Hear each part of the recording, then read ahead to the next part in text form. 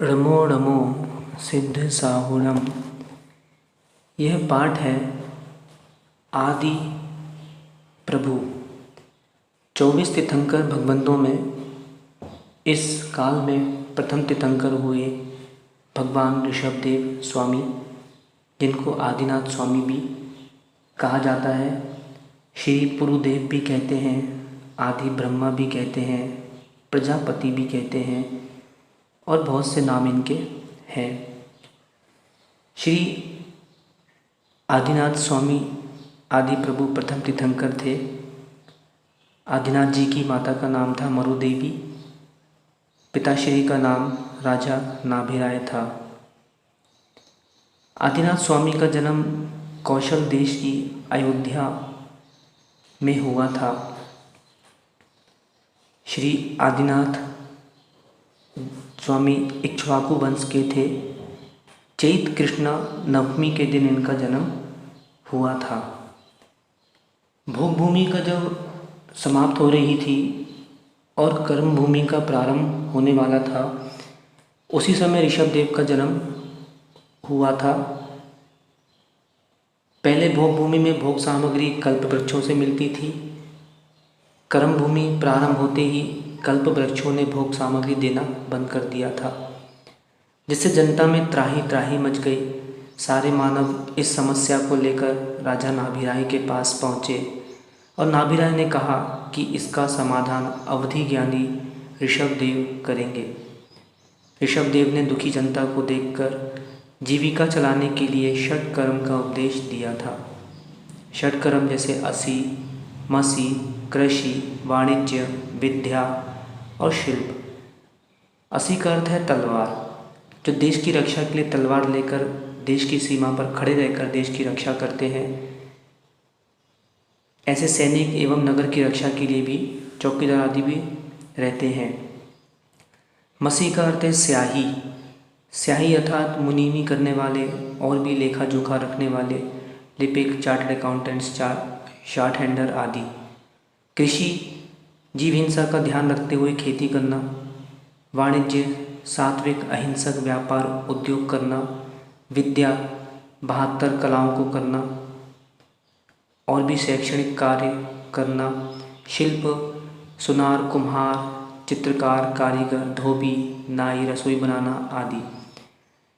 इस उपदेशों से मानवों में शांति आई और इस प्रकार जीवन जीने लगे, जो आज तक इसी रूप से चला आ रहा है। श्री आदिनाथ स्वामी का, आदिनाथ जी का जब गृहस्थ में थे तो इनकी 2 शादियां हुई थी। पहली पत्नी का नाम था नंदा और दूसरी पत्नी का नाम था सुनंदा। नंदा के भरत आदि 100 पुत्र और ब्रह्मणी नाम की पुत्री हुई थी और सुनंदा के बाहुबली नाम का 1 पुत्र और सुंदरी नाम की 1 पुत्री हुई थी।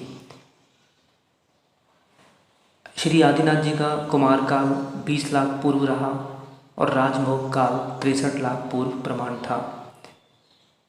एक समय जब आदिनाथ जी अपने राज दरबार में स्वर्ग की अप्सरा नीलांजना का नृत्य देख रहे थे कि उसका अचानक मरण हो गया। इंद्र ने तुरंत दूसरी अप्सरा भेजी, किंतु ऋषभदेव ने अवधि ज्ञान से जान लिया कि प्रथम अप्सरा का मरण हो गया है। इंद्र ने चालाकी से दूसरी अप्सरा भेज दी। अप्सरा का मरण जानकर उन्हें वैराग्य हो गया और राजपाट भरत बाहुबली को देकर दिगंबर दीक्षा धारण कर ली। श्री आदिनाथ जी को मुनि बनने के पश्चात 1 वर्ष के आसपास तक आहार नहीं मिला। 6 माह तक साधना में लीन रहे और 6 माह विधि नहीं मिली। इस तरह 1 वर्ष अनुमानित होता है। इनके साथ अन्य 4000 राजाओं ने दीक्षा ली थी। श्री आदिनाथ जी को 1 वर्ष के पश्चात राजा श्रेयांस ने प्रथम बार इक्षु रस यानी गन्ने का रस का आहार हस्तिनापुर में दिया था। 1 वर्ष के उपरांत पारना के दिन से ही अक्षय तृतीया का पर्व मनाया जाता है। श्री आदिनाथ जी को 1000 वर्ष तक तपस्या के पश्चात केवल ज्ञान प्राप्त हुआ। तब भव्य आत्माओं को दिव्य ध्वनि के माध्यम से संसार से मुक्त होने का उपदेश दिया। आदिनाथ स्वामी को वट वृक्ष के नीचे केवल ज्ञान की प्राप्ति हुई थी। इनका समोशरण 12 योजन प्रमाण विस्तार वाला था, अर्थात 48 कोस वाला। श्री आदिनाथ जी भगवान के मुख्य गणधर थे वृषभ सेन। इनके समोशरण में 84 गणधर थे। इनके जो समोशरण का विस्तार था उसमें 84,000 मुनि थे, 3,50,000 आर्यिकाएँ थीं, 3 लाख श्रावक एवं 5 लाख श्राविकाएँ थीं। केवली अवस्था में 1000 वर्ष कम 1 लाख पूर्व काल प्रमाण थी। श्री आदिनाथ स्वामी जी का, आदिनाथ जी के शरीर का रंग था सोने के समान था और पूर्ण आयु श्री आदिनाथ जी की 84 लाख पूर्व काल प्रमाण थी। इन्होंने पूर्व के तीसरे भव में जब ऋषभदेव वज्रनाभि चक्रवर्ती की पर्याय में थे तब सब कुछ त्याग कर वज्रसेन तीर्थंकर जो पिता थे उनके समोशरण में दिगंबरी दीक्षा धारण की थी। उसी समय उन्हें तीर्थंकर प्रकृति का बंध हुआ था। ऋषभदेव को दीक्षा के बाद ही आहार का पता दिया, 1 वर्ष का। कहीं कहीं ऐसा भी आता है कि 1 वर्ष 39 दिन के बाद आहार हुआ था। ऋषभदेव भगवान की दीक्षा स्थली प्रयाग है। भगवान ऋषभदेव ने 3 वर्ण की प्रतिष्ठा की थी, क्षत्रिय, वैश्य और शूद्र की। ऋषभदेव के 5 कल्याणक गर्भ कल्याणक आषाढ़ कृष्ण द्वितीया को मनाया जाता है, जन्म कल्याणक चैत कृष्णा नवमी, दीक्षा कल्याणक चैत कृष्णा नवमी, केवल ज्ञान कल्याणक फाल्गुन कृष्णा एकादशी, मोक्ष कल्याणक माघ कृष्णा चतुर्दशी। ऋषभदेव के यक्ष गौमुखी यक्षिणी चक्रेश्वरी का नाम आता है।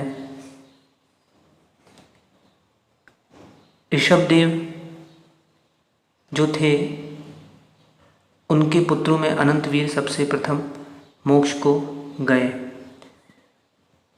और अंतिम ऋषभदेव भगवान ने माघ कृष्ण 14 के दिन निर्वाण कैलाश पर्वत से प्राप्त किया था, यानी कैलाश पर्वत से निर्वाण हुआ था। इस प्रकार से संक्षिप्त हमने आदि प्रभु का पाठ पढ़ा। आदि गिणेन्दम जयदु।